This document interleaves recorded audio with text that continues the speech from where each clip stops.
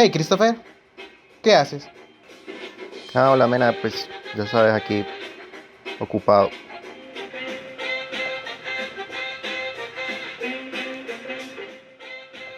Ajá. ¿No tienes ganas de hacer algo diferente hoy? Que como salir a hacer algo, hacer ejercicio, quejarme de los tombos en internet.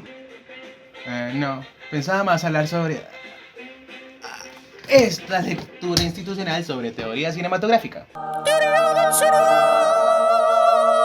¿Y qué no hicimos eso ya? Sí, pero ¿la nota? No, hoy no tengo ganas.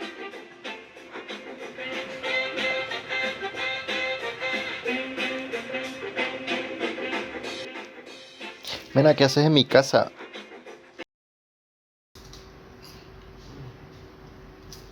No, Ricardo. ¿Querés? Ah, ya estoy piola, gracias.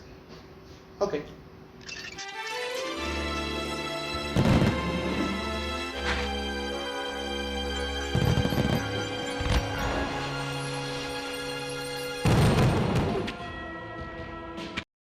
Bien, Christopher. Resulta que en este universo de imágenes podemos diferenciar cuatro tipos.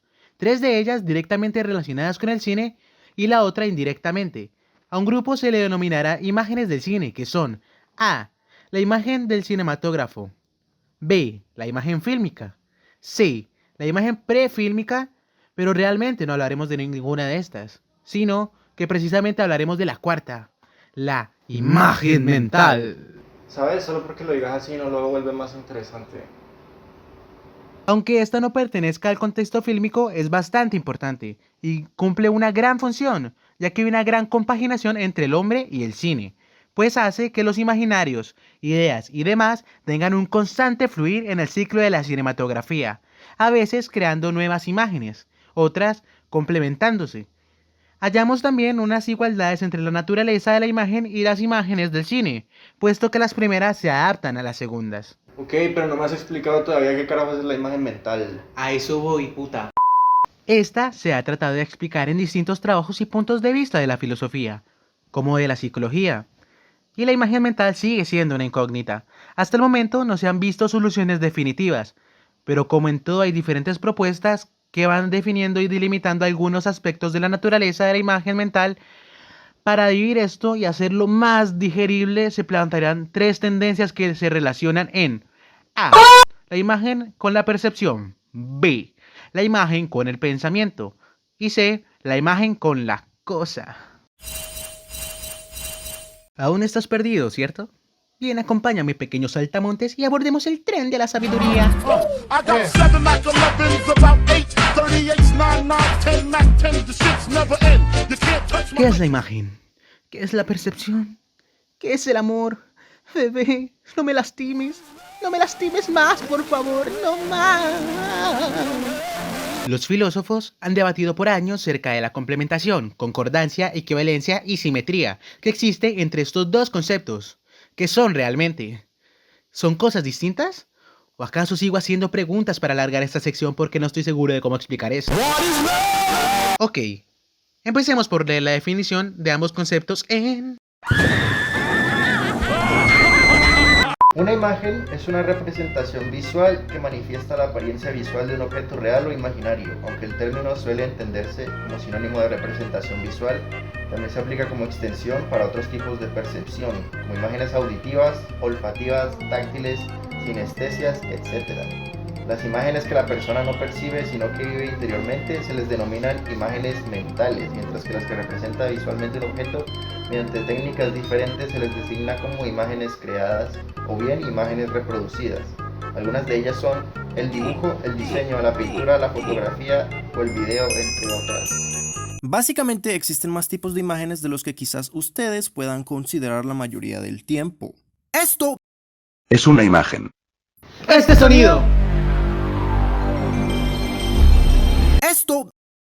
Ajá, lo que sea que pensaste, eso es una imagen. Precisamente, mi estimado cabeza de glande. Ahora, veamos qué tiene que decir la percepción. La percepción es la forma en la que el cerebro interpreta las sensaciones que recibe a través de los sentidos para formar una impresión inconsciente o consciente, si se le puede aplicar discernimiento de la realidad física de su entorno. también denominado como el proceso constructivo por el que organizamos las sensaciones y captamos conjuntos o formas dotadas de sentido. También describe el conjunto de procesos mentales y mediante el cual una persona selecciona, organiza e interpreta la información proveniente de estímulos, pensamientos y sentimientos a partir de su experiencia previa de manera lógica o significativa. Espere. En la filosofía, la percepción es la aprehensión psíquica de una realidad objetiva y distinta de la sensación de la idea y de carácter mediato o inmediato según la corriente filosófica idealista o realista. En otras palabras, la percepción es un proceso fundamental de la actividad mental y todo lo que entendemos, conocemos, sentimos y aprendemos depende enormemente de nuestra capacidad perceptual. Sin embargo, lo que nosotros percibimos no es necesariamente una réplica exacta de la realidad, sino más bien lo que entendemos como real o cierto. Pero veamos qué tienen que decir los expertos. Y tal parece que estos dos polos opuestos tienen su máximo exponente en Descartes y en la fenomenología existencialista de Sartre. Para el primero hay una identidad absoluta entre imagen y percepción, mientras que para el segundo, cito, el hecho que nos brinda la intuición bruta es que existen imágenes y percepciones y sabemos muy bien distinguir unas de otras. ¿Pero acaso esto es cierto?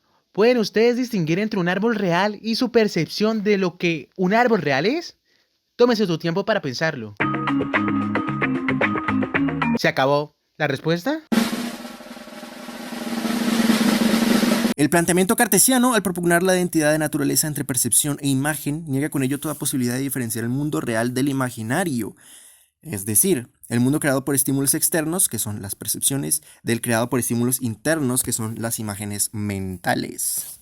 Y con nuestro juicio somos capaces de diferenciar qué sensación corresponde a una imagen mental y qué otra a una percepción. Ahora, en caso de que se lo estén preguntando, ¿y qué carajos es la imagen mental? ¿Acaso no es lo mismo la percepción? Pero no se angustien, porque yo tampoco sé la respuesta. Las imágenes mentales no necesariamente se apegan a lo que nosotros conocemos o entendemos como la realidad, a diferencia de la percepción. Muchas veces podemos imaginar algo como que se asemeje o comparta las características de un objeto real, pero que no podemos identificar o clasificar fácilmente, pues es una mezcla de otros objetos, ideas y sensaciones que conocemos por experiencias y memorias previas. En otras palabras, es como cuando tienes un sueño raro y se te olvida apenas despiertas porque el sueño se veía así.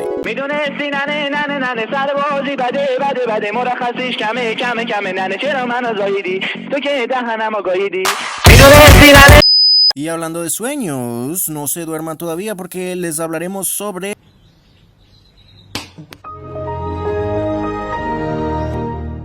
imagen y pensamiento. En esta rama, los estudios se concentran en ver si la imagen mental tiene que ver con el pensamiento o no. Primero, tenemos a un teórico llamado Leibniz, que dice que claro que sí, y en sus estudios busca la manera de aparentarlos. Su teoría habla de que el pensamiento se basa en conceptos y juicios para poder crear un concepto, y se tienen que tener imágenes, por lo cual estas dos se ven ligadas. Por otro lado, está Descartes y Spinoza, que son los que dicen que la imagen y el pensamiento no tienen nada que ver, y ni siquiera se relacionan entre ellas. El viejo Descartes dice que es solo un acto del pensamiento, lo que determina lo que es real, percepción, o imaginario, imagen. Por lo tanto, el pensamiento no depende de las imágenes para poder componerse, por lo cual se convierte en la contraposición de lo que dijo Leibniz. Culpe, con K, de la escuela de Wittenberg. Porque siempre me toca decir a mí esta mierda. Perdón. Compartió ideas con la teoría cartesiana y afirmaba que el pensamiento no puede reducirse a procesos sensoriales o imágenes mentales. Y también otro man de la escuela llamada Buller. Él dijo que los bewusst... ¿Los qué? ¿Los qué? ¿Cómo esperan que lea eso? ¿Cómo esperas que...? Este es el estado de conciencia sin contenido sensorial. Son los puntos decisivos del pensamiento. La experiencia esencial del pensamiento es una categoría mental nueva, irreducible a imágenes. Así es, pero la pelea no termina aquí, porque llegaron dos filósofos que eran Russell, Sartre, y otro que era un psicólogo llamado Tishner, que venían de artillería pesada para Leibniz, criticando que los anteriores nomás se habían centrado en un punto del pensamiento, que no depende de las imágenes porque son pensamientos ya adquiridos. Sin embargo, no hablaban del proceso de formación, en lo que afirman que sí es importante la participación de la imagen. Ya resumiendo porque me extendí, llegan otros dos manes más. El primero, que es Jean Mitry, dice: si el pensamiento no está constituido por imágenes, se constituye en imágenes. Y lo que llaman pensamiento sin imagen no es más que la suma de impresiones y sentimientos de estados psíquicos que circundan el pensamiento. O sea, sentimiento de verdad o error, conciencia de su propio pensamiento, etc. Asimilando que a lo que se referían ellos como percepción son solo recuerdos de sensaciones ligadas a otros sentidos. Y por último está Marvel Zone.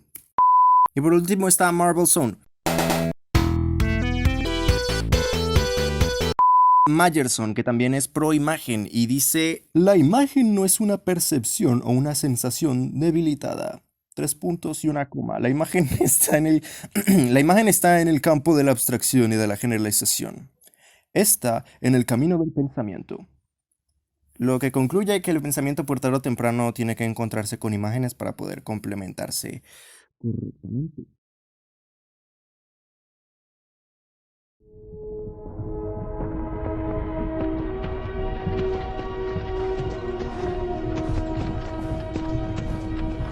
No. La imagen y la cosa. Se centra en representar si la imagen es una representación de lo que se ve o si es una cosa, es decir, así como lo que vemos sin el lente, es algo, una cosa. La imagen también es una cosa aparte o como predeterminan los realistas son la misma cosa. Esto es así, puesto que para Leibniz una imagen mental conserva las mismas relaciones que el objeto del cual es la imagen. La imagen sigue siendo para Leibniz un hecho semejante a los demás hechos. La silla en la imagen no es otra cosa que la silla real. Es decir, tanto la imagen mental de la silla como la silla en sí son objeto. ¡Qué trucazo!, ¿no? Este planteamiento se aleja del cartesianismo, que aunque considera idéntica la naturaleza de la imagen y la percepción, diferencia la imagen del objeto. Es decir, la forma en que percibimos un objeto puede ser idéntica a la imagen que concebimos de él, pero esto no convierte a la imagen en un objeto. Por el otro lado, el idealismo inglés habla de una diferencia de grado y de naturaleza entre la realidad del objeto y la idealidad del objeto concebido. Se entiende entonces que si bien para el idealismo la imagen es un objeto concebido del objeto percibido, estos no son el mismo puesto que se diferencian en grado y naturaleza, mientras que para el realismo imagen y cosa tienen la misma identidad. Esta teoría realista en sí misma es conflictiva, pues si la cosa es la misma imagen, es difícil diferenciar cuando una imagen corresponde a un objeto real o a uno imaginario, ya que no parece existir diferencia entre la naturaleza de una imagen perceptiva y una imagen imaginaria. Sin embargo, la fenomenología se opone a la teoría realista. Para esta la imagen no es materia en sí, sino una construcción del espíritu, una intención dirigida a un objeto determinado. O sea, no es contenido de conciencia, sino que pasa a ser conciencia del objeto en una imagen. Con este planteamiento, la conciencia no es un vacío que viene a llenarse con la imagen, sino que es conciencia en cuanto es conciencia de algo.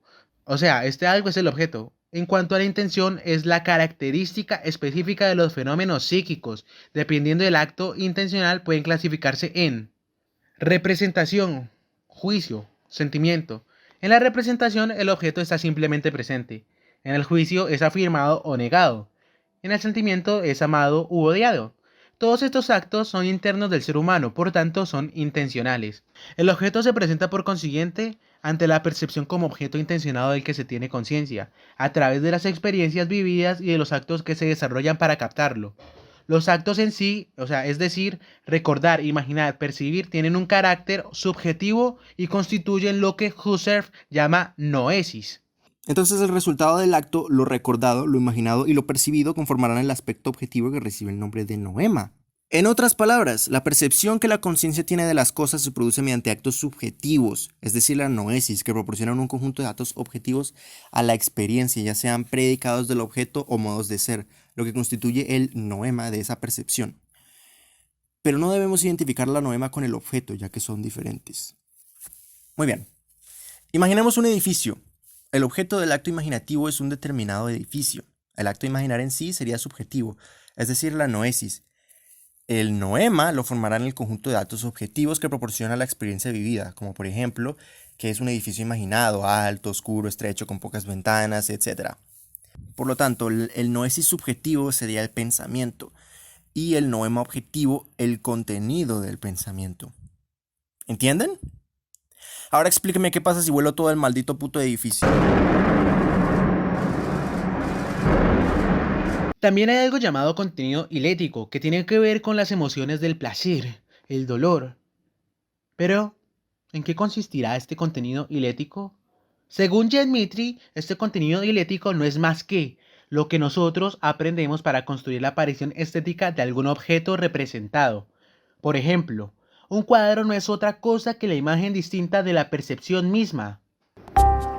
Ah, ya entiendo. Entonces, quizás la imagen mental sí tiene más que ver con el cine de lo que inicialmente creí, Mena.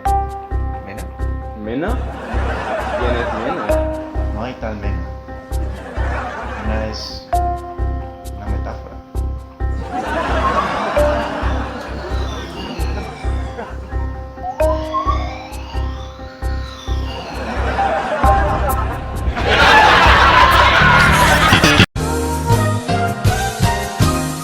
Da Vinci?